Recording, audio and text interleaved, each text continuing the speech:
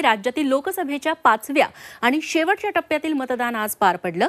2024ची लोकसभा निवडणूक राज्यातील बदललेल्या राजकीय समीकरणांसोबतच अनेक मुद्द्यांमुळे गाजली। हे मुद्दे कोणते राहिले पाहूया त्याबद्दलचा हा वृत्तांत।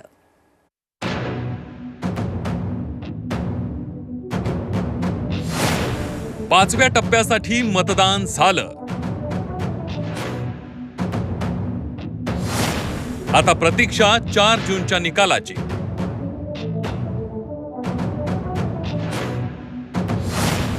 कोणत्या मुद्द्यांमुळे गाजली यंदाची निवडणूक?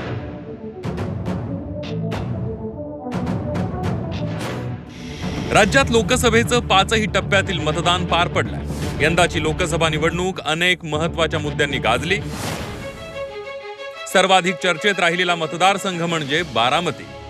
बारामतीमध्ये सुप्रिया सुळे आणि सुनेत्रा पवार या नणंद भाऊजाईमध्ये झालेली लढत ही सर्वाधिक लक्षवेधी ठरली। पवार विरुद्ध पवार झालेल्या या सामन्यात रोज नवनवीन आरोप प्रत्यारोप होताना दिसले। पंतप्रधान नरेंद्र मोदी यांनी शरद पवारांचं नाव न घेता भटकती आत्मा असा जोरदार घणाघाती हल्ला प्रचारादरम्यान चढवला। त्यानंतर शरद पवार यांनीही त्यावरून मोदींना सडेतोड उत्तर दिलं। अस्वस्थ आहे, खरं आहे, तर अस्वस्थ स्वतःच्या स्वार्थासाठी नाही, माझ्या शेतकऱ्याच्या हिताचं दुःखं मानायचं असेल तर त्यासाठी अस्वस्थ हा उदाहरण पाहिजे।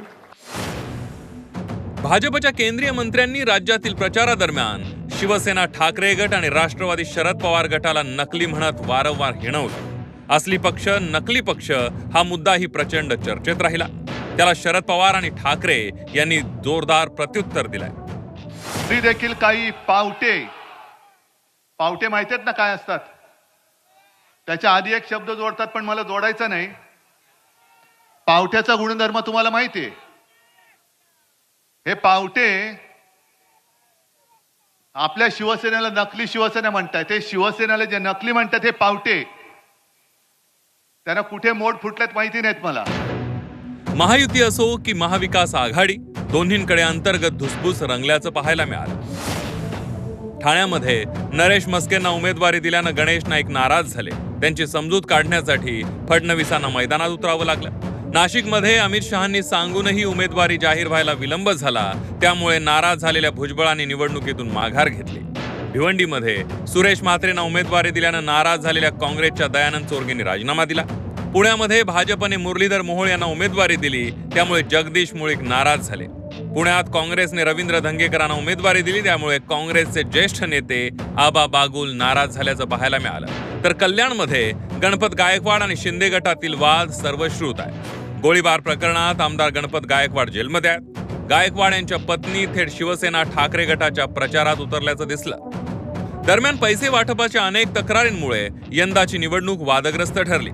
शरद पवार, रोहित पवार यांनी पैसे वाटपाचे आरोप केले। रोहित पवारांनी तर पैसे वाटपाचे एका मागोमाग एक व्हिडिओ ट्विट करत खळबळ उडवून दिली। ईशान्य मुंबईमध्ये शिवसेना ठाकरे गटानं भाजप उमेदवार मिहिर कोटेचा यांच्यावर पैसे वाटपाचा आरोप करत राडा घातला। अशा एक ना अनेक मुद्द्यांनी यंदाची लोकसभा निवडणूक गाजली।